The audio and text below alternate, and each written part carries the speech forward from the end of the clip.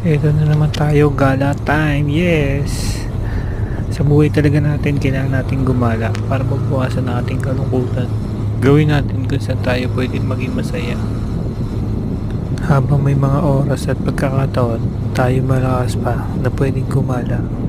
Gumala na tayo, huwag na nating hintayin at saka pa lang tayo gumala pag matanda na tayo.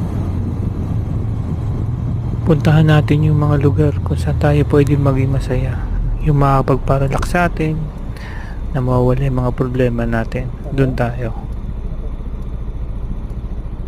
Huwag nating isipin ang mga sasabihin ng ibang tao. Basta kung saan tayo masaya, gawin natin. Importante masaya tayo. Wala tayong paalam sa kanila. Hindi natin dapat din sila pakialaman. Kanyaya tayo. Buhay natin to eh.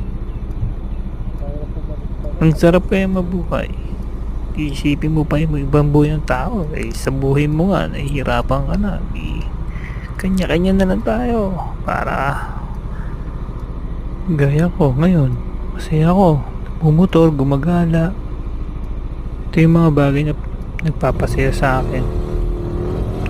Bawat tao, may mga kanya-kanya talaga na pwede magpasaya sa'yo. Gaya ko, ganito. Motor-motor lang. Ting-ting kung saan-saan. Baka may sakyan eh. Delikado. Dito talaga sa Taiwan, napakaganda. Makikita mo, malinis ang kalsada, walang traffic, walang pollution. Sana ganito din sa Pinas. First time ko nga pala mag voice over. Ang hirap pala. Panoorin nyo na ng video ko. Maraming salamat.